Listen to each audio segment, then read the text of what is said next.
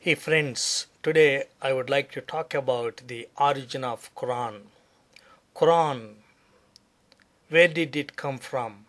Our Muslim friends tell us that this book came from God through angel Gabriel directly received by Prophet Muhammad. To understand any book we need to look into its contents. You see, the founder of Mormonism, Joseph Smith, claimed that Bible was corrupted and God gave him the Book of Mormon through angel Moroni. And he claimed that the Book of Mormon supersedes the Bible. But if you look into the Book of Mormon, you realize that most of its contents are borrowed or plagiarized from the contemporary sources. In fact, many portions of the Book of Mormon were directly borrowed from the King James Bible. Chapter to chapter from the book of Isaiah were plagiarized into the Book of Mormon. And we realize that Book of Mormon is not from God. Now Muslims claim that God gave Quran directly through the angel Gabriel to Prophet Muhammad. But folks, if we look into Quran, we realize most of its stories were borrowed from the Jews and Christians and Zoroastrians and pagan Arabs. And in fact, Prophet Muhammad had many contacts with Christians of his time. As a trader before his prophetic mission, he used to go to Syria and he used to listen to Christians. And in fact, there is evidence that he heard the preaching of Kush, the bishop of Najran. And Prophet Muhammad, his wife Khadija, had a cousin, Waqaba, who was a Christian woman. And he heard so much Christianity from her. And also Prophet Muhammad was offered a concubine, an Egyptian Christian girl, by a Byzantine official, that is Mary the Coptic, his favorite concubine. And he heard so much Christianity from her. And he borrowed so many stories and he wrote into Quran. And tonight let us see some of the stories that Muhammad borrowed from Christians and incorporated into Quran.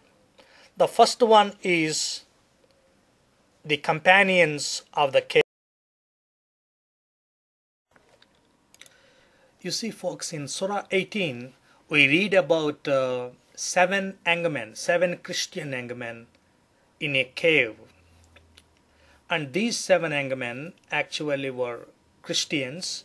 They were fleeing the persecution under the Emperor Decius, who ruled from AD 240 to 51.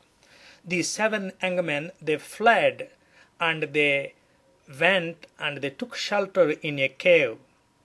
And their enemies found the cave and they blocked the entrance to the cave. So these seven Anger Christians were trapped inside the cave. They could not get out, and so they slept inside the cave. You know how many years? The Quran, Surah 18 says, they slept for 309 years. Can you believe this, folks? How could people sleep for 309 years? But Quran says that they slept for that time, and they were awakened by a herdman, and one of these young men, he goes into the city and he marvels because Christianity was flourishing around him. Christianity became a state religion around him. But the point, folks, these seven young men slept for 309 years. It was a very common story at the time of Prophet Muhammad. In fact, a Greek tragedy named Seven Young Men of Ephesus was so prevalent during those days. And Muhammad took this story and he incorporated it to Quran as a divine revelation. And it's no more than a fantasy story, folks.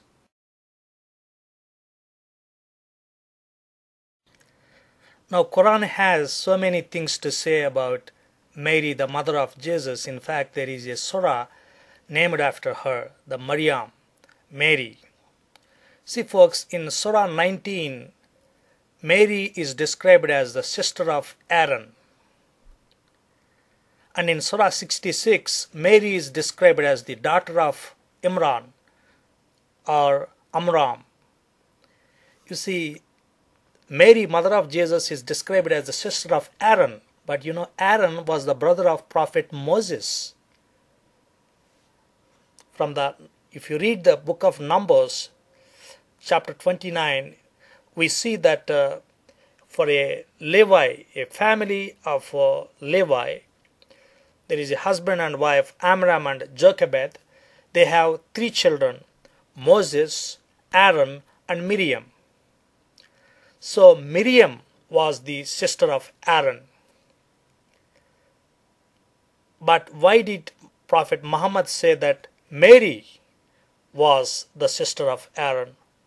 The answer is simple, because in Arabic, both Mary and Miriam had same word, Maryam. But how did the confusion occur? Simple, folks. Prophet Muhammad thought that Maryam, the Mary, was the sister of Aaron. But in fact, Mary, the mother of Jesus, and Miriam, the sister of Aaron, they were separated from each other by 1750 years. So that's a chronological blunder, folks. That's a historical inaccuracy. Because how could the mother of Jesus become the sister of Aaron, the sister of Moses? That does not make any sense unless you see the chronological blunder that came because of the Arabic word that has same root word for both Mary and Miriam, which is Maryam. So a very clear chronological blunder crept into Quran because of the limited knowledge of Muhammad. In Surah 3 and Surah 19, Jesus, as a newborn baby, he talks to people around his cradle about Allah, about his mother, about his own mission as a prophet. Jesus talking from his cradle as a newborn baby. Where did this story come from? We don't find that story in the New Testament Gospels. But this story came from Injilit Thafalia, or famously known in Arabic as the Gospel of Infancy. In Gospel of Infancy, Jesus as a newborn baby talks to the people around his cradle. It's an apocryphal source, folks.